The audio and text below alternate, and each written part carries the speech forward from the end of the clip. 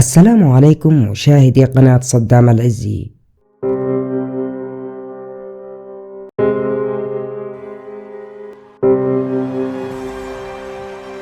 حين نشاهد خدعة أمامنا نشعر بذهول وتعجب كبير، وكأننا نرى معجزة حقيقية، متسائلين كيف لهذا الساحر أو هذه الساحرة أن يقوما بهذه الأمور. ولكن حين نعرف السر في هذه الحيلة تتحول هذه الخدعة إلى حركة سخيفة للغاية. وفي هذا الفيديو جئت لكم بالجزء الرابع لأكشف لكم أسرار أشهر الخدع السحرية التي عرضت على برنامج المواهب الأمريكي والبريطاني جون تالنت، والتي قام بها أشهر السحرة على الإطلاق، ومنها خدعة ابتلاع شفرات الحلاقة، وخدعة إخراج المرأة من شاشة إلكترونية وتحولها إلى امرأتان،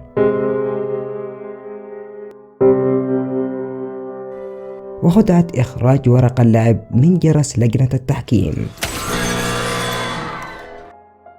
وخدعة دخول المرأة إلى الصندوق ثم خروجها من وسط المسرح.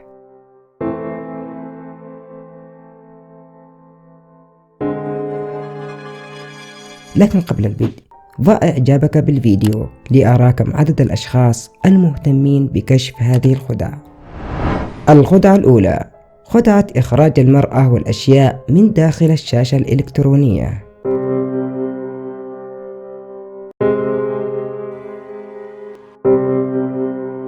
خدعة رهيبة قام بها هذان الشابان أمام لجنة التحكيم، حيث تظهر فتاة بداخل هذه الشاشة الكبيرة، وفجأة يقوم الشابان بتغطيتها بهذا الشكل ثم فتح اللحاف عنها، فإذا بها تظهر امرأة حقيقية أمام الجميع.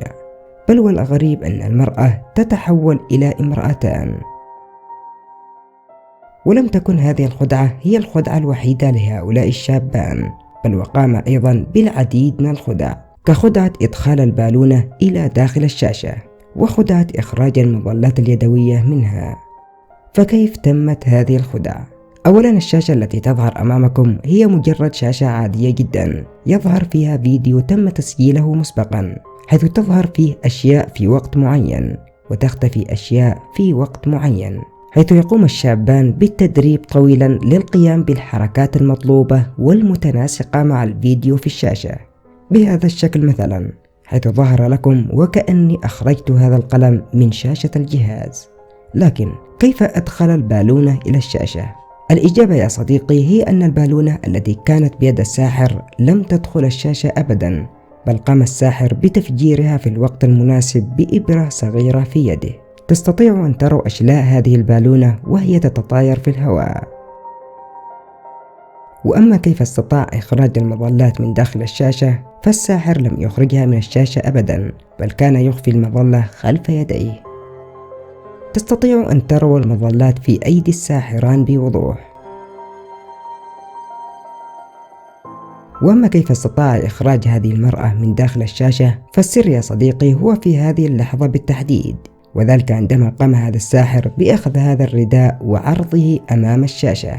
ففي الحقيقة أن هذه المرأة مختبئة خلف هذه الشاشة، لذلك قام الساحر بهذه الحركة ليمكن المرأة من الخروج من خلف الشاشة والاختباء خلف الستارة بهذا الشكل، ليقوم الساحر بعدها بالكشف عن اللحاف، فإذا بالمرأة تظهر أمام الجمهور وكأنها خرجت من الشاشة فعلا. وأما كيف تحولت المرأة إلى امرأتان، فالسر يا صديقي هو أن المرأة الثانية كانت تختبئ خلف هذه المرأة بهذا الشكل، ولو دققتم في هذا المشهد ستلاحظوا ظهور قدم المرأة الثانية في الخلف.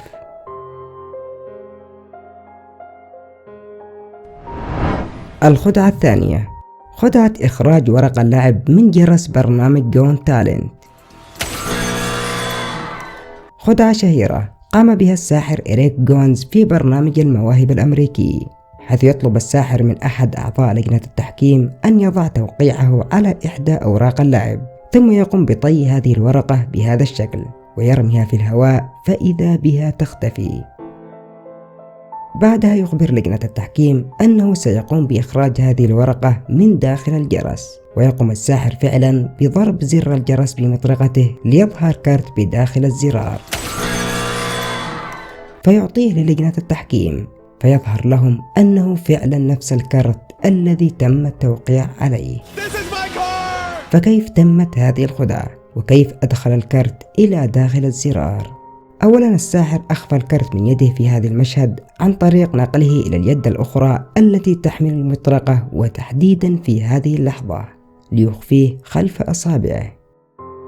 وأما كيف انتقل الكرت إلى الزرار، هو في الحقيقة لم ينتقل إلى الزرار أبدا، بل يوجد كرت داخل هذا الزرار قام الساحر قبل بدء البرنامج بوضعه فيه. وكما قلت لكم، الكرت الذي عليه التوقيع الساحر يخفيه خلف أصابعه التي تمسك المطرقة، ولهذا قام حينها وبشكل سريع بأخذ الكرت بيده، وفي نفس الوقت أخذ المطرقة بيده.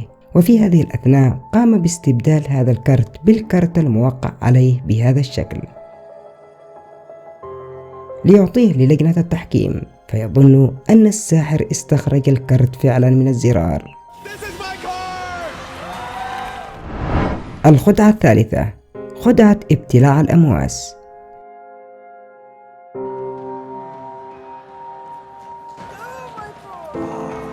هذه الخدعة الشهيرة التي قام بها الساحر الياباني تامبا، والذي عرف بأكله لكل شيء، حيث يقوم الساحر بعرض أمواس الحلاقة على لجنة التحكيم ليتأكدوا أنها فعلا أمواس حقيقية، ثم يبدأ بابتلاعها في مشهد يرعب كل الجماهير ولجنة التحكيم.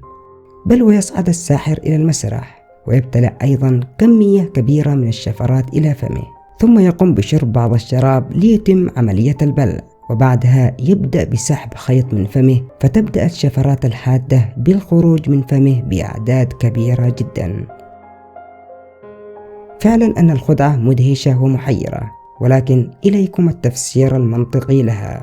أولا الساحر عندما قام بوضع شفرات الحلاقة في المرة الأولى داخل فمه وأمام لجنة التحكيم، لم يقم بابتلاعها كما كنا نظن، بل قام بطريقة احترافية بنقلها من وسط لسانه إلى الجهة اليسرى من الفم، وعند وضعها في هذه الجهة مهما تحدث الساحر لن تظهر الشفرات للمشاهدين، وحتى وإن قام بإخراج لسانه. وعندما قام الساحر بشرب القليل من العصير، في الحقيقة شربه للعصير ليس لأجل أن يبتلع الأمواس كما كنا نظن، بل عند وضعه للكأس في فمه يقوم بإخراج كل الشفرات التي يخفيها في فمه إلى داخل الكأس، حتى أن الكأس لم يكن شفاف بما فيه الكفاية.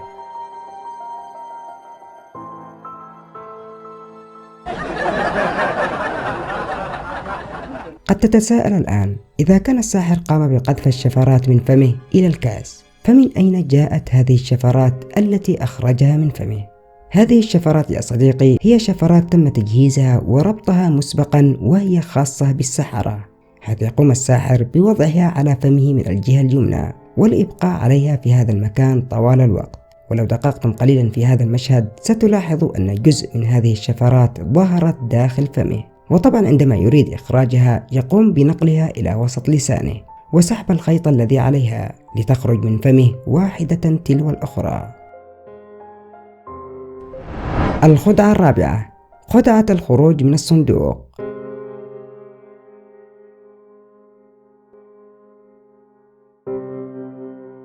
تعتبر هذه الخدعة من أشهر الخدع التي قامت بها الساحرة جوزفين لي، وتسببت في دهش كبير جدا للحكام، حيث تقوم الساحرة بالتغطية على بالونات سحرية خاصة بها بهذا الشكل، وفجأة تتحرك هذه البالونات. ولكن في هذا المشهد قامت الساحرة بالتغطية على بالونة سحرية بهذا الرداء وبهذا الشكل،